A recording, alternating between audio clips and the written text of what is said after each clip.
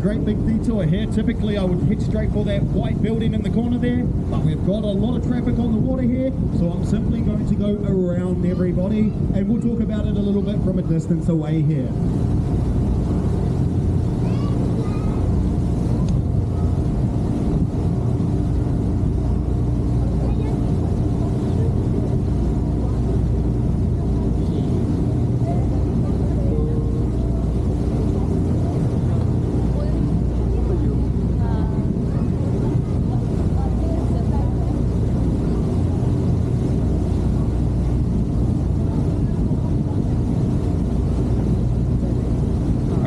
If you'd like to take a look out to the left, you can see that white shaped marquee looking building over there.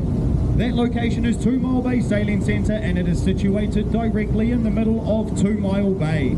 Now that there is an extremely popular location here on Lake Taupo. So what they've got over here, this is a cafe facility, a pizzeria, and also a bar facility. So you can enjoy this location at any time of the day.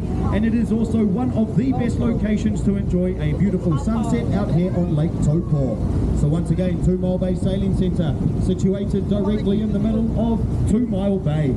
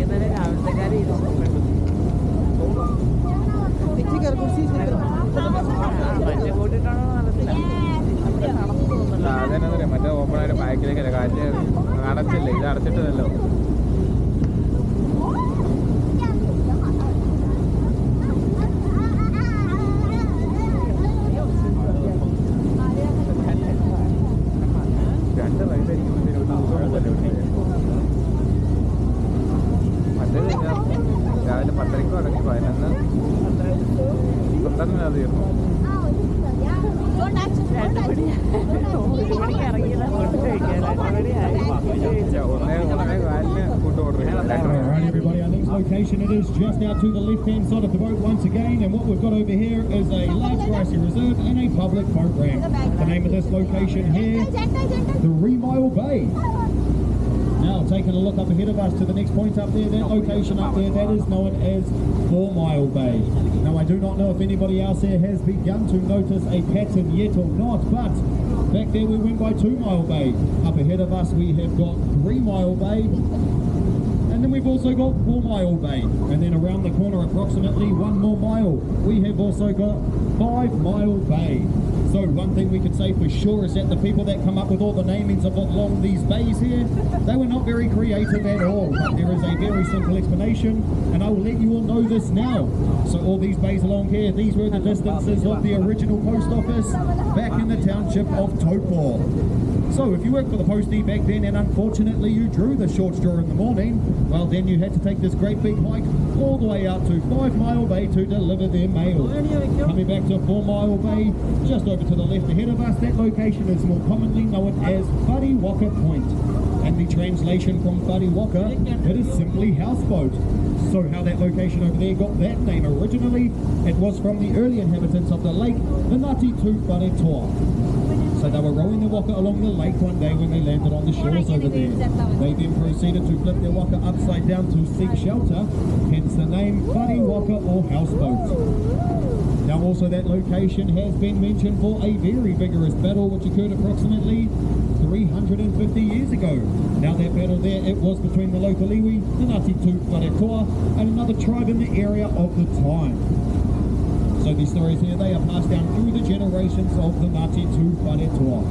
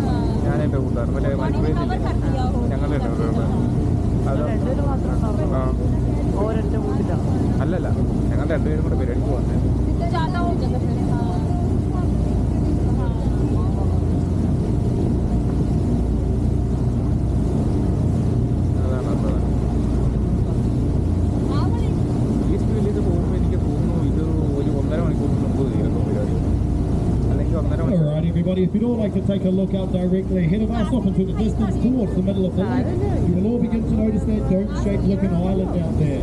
So what that location is there, that is Motu Taiko Island. That is the only island of significance here on Lake Taupo, where in fact it is actually a lava dome that was produced during an earlier smaller eruption. And what we've got on this location here today, this is now an urupa or a burial ground. So we have got 3 past chiefs of the local iwi, the Ngāti Tū Wharetoa, all laid to rest in caves out here. So they are not actually buried here, but they are entombed in caves. And this also makes access to this location fully prohibited and tapu. The only way to rightfully gain access out here these days is via special permission from the chief and the elders of the Ngāti Tooth Wharetoa.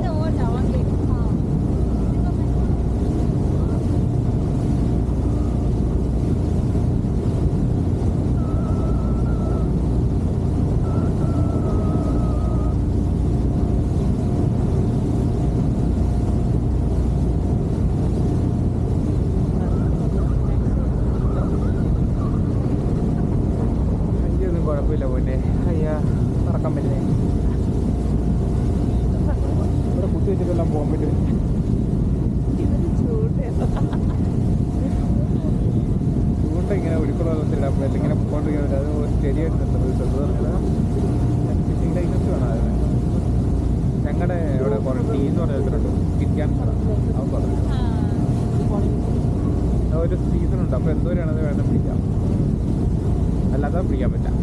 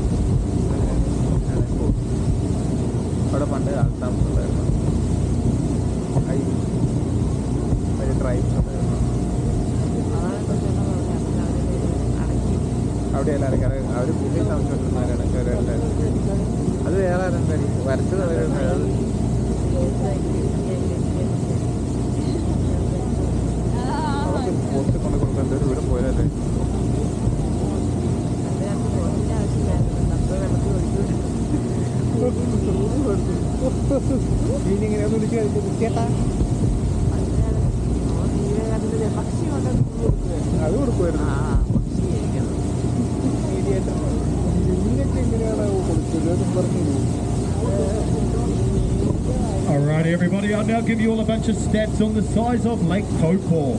So Lake Taupo at its longest distance from top to bottom, it is 46 kilometres long. At its widest point, 33 kilometres wide. And right at the deepest parts of the lake, 186 metres deep, giving us a total surface area of 616 square kilometres. Now in size comparison, this is a very similar size to a country that we all know as Singapore, just without the 7 million residents all living within the space of the lake itself. So Lake Taupo, 616 square kilometres.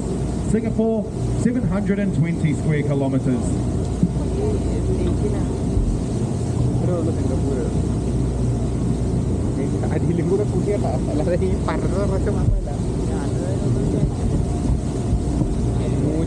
അടി അടി താഴ്ച ഒരാൾ കെട്ടി കല്ലും കെട്ടി താത്തി ഇട്ടാലും 103 അടി താഴ്ച അത്യൂടായിട്ട് മുഖം ക്ലിയർ വാട്ടർ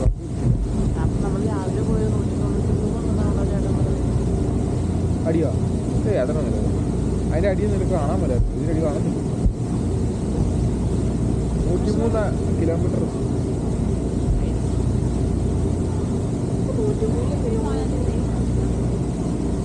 ആ ഐഡിയ കുക്കയുടെ ഫുള്ള് കൂടായിരിക്കും. കുക്ക നമ്മൾ ചെന്നത് കിട്ടാതെ ബാക്കിയെല്ലാം കൂടെ ഫുഡായിരിക്കും വെറുതെ.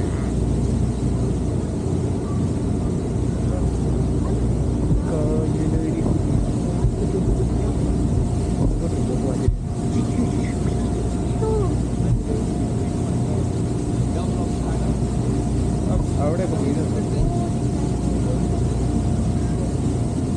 ഞങ്ങൾ കയറുന്നത് ആ സൈഡിൽ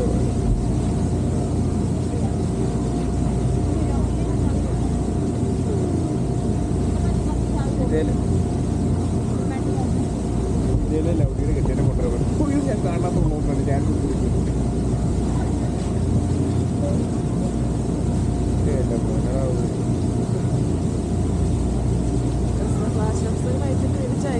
ഞാനത് ആ ഫോട്ടോ അയച്ചാണ്.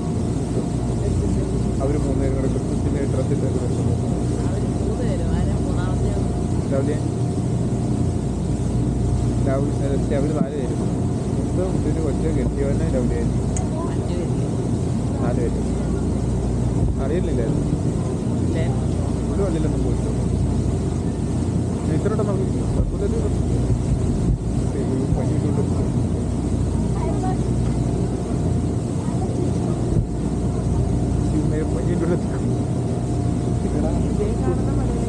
അങ്ങനെ ഒരു ചെറിയ മഴ അങ്ങനത്തെ അല്ല. എനിക്ക് തോന്നുന്നു ഇവിടെ ഇങ്ങനെ കറങ്ങി കയറുന്നു. Alright everybody, we're now coming along Rangatira Point out to our right hand side here. So if you'd like to take a look up there and amongst the trees, you will begin to notice a bunch of houses coming into view. So what this location is up here, this is Lake Taupo's most exclusive private gated community. We've got approximately 40 to 50 homes up here, where majority of these homes, they are holiday homes, but they are the odd permanent residency out here. And the average price evaluation for this location, $5 million.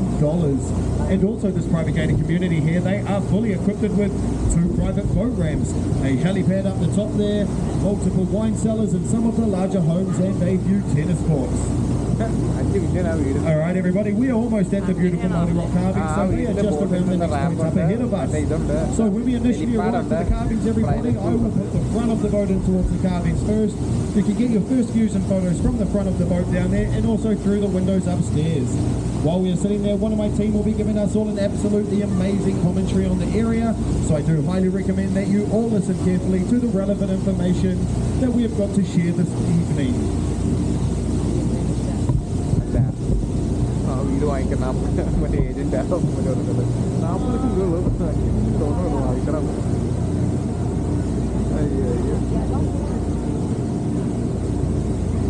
Just 5 minute dollar. പക്ഷെ വീട് വാങ്ങിച്ച ഹോട്ടലിൽ വന്നിട്ട് പോകുന്നുണ്ട്. Helipad വാങ്ങിക്കും. Helicopter എടുക്കും.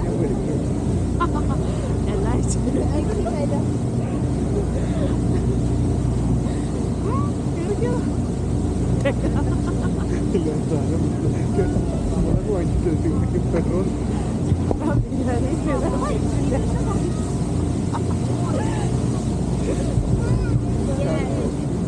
മറ്റേ ഹീറ്ററൊക്കെ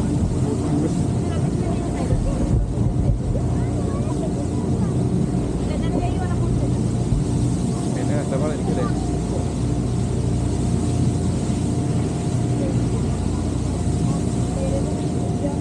അവിടെ വരെ വൈകുന്നേരം വന്നതാണ്.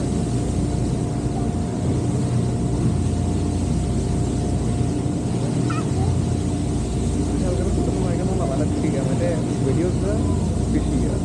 സെറ്റ് ടൈപ്പ് ആണോ? പ്രോപ്പർട്ടി ടാക്സിങ് ആണ്.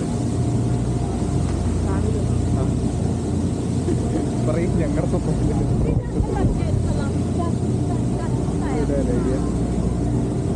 ആ വീടോളാം.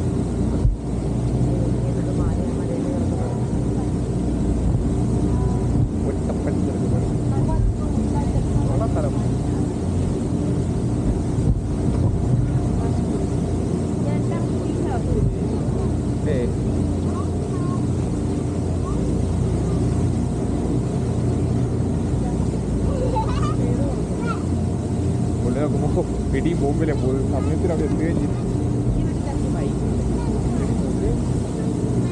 പഞ്ചിട്ടുള്ളത്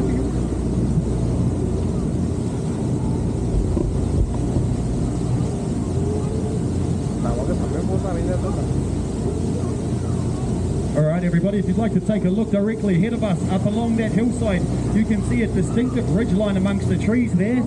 That distinctive ridgeline there, that was the original level of Lake Taupo before the most recent eruption occurred here. So this lake, it was much smaller in size, but it was definitely much deeper before the last eruption. So that distinctive ridgeline up there, once again, was the original level of Lake Taupo before the last eruption happened.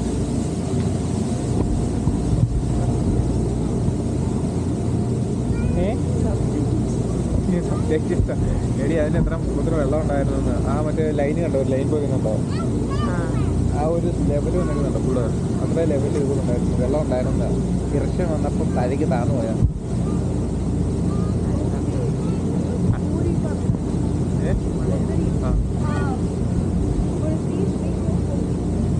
ഏതാ സ്ഥാനം ആ സ്ഥാനമാണ് കാണാൻ പോകുന്നുണ്ടോ അല്ലത് ആ cravings ഉണ്ടോ അതാണ്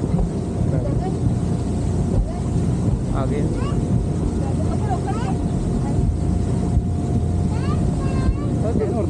കണ്ട് നല്ല പരിപാടി എത്തിയില്ല കൈ നോക്കിയിട്ട് ഫീലല്ലോ ചട്ടത്തിനെ ഫോട്ടോ എടുക്കാൻ റെഡിയായി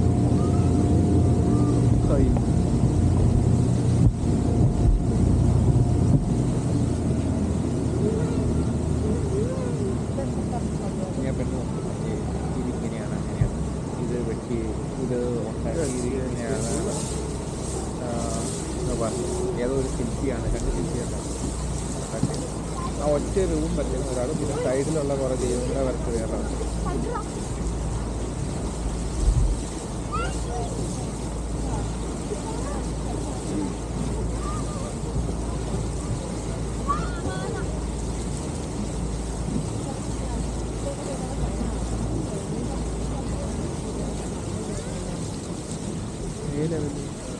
എടി ഇത്ര നീ ഉദ്ദേശിച്ച അത്ര പൊക്കത്തിന് വലിയ ലെവലുണ്ടോ ആ വെള്ളം കറക്റ്റ് കിടക്കുന്നുണ്ടോ ആ ലെവലില്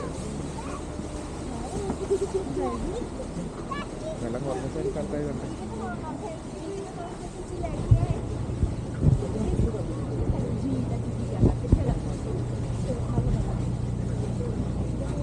കോട്ടയത്തെ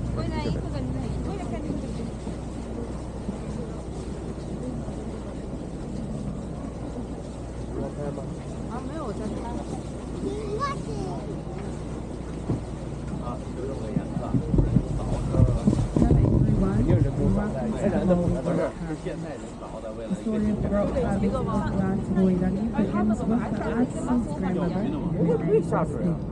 The Huacaísmo is a culture of the local Maori tribe. 钓上鱼了吗？钓上来给我2条。And she had asked her grandson Matahi Brightwell to create a likeness of her ancestor Ngātaroirangi on a tōpara to create a permanent connection for her family to the land.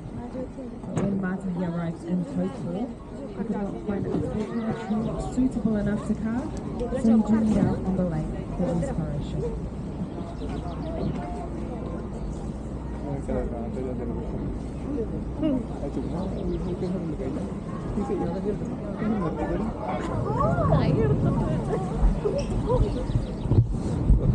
പൊന്നാണ്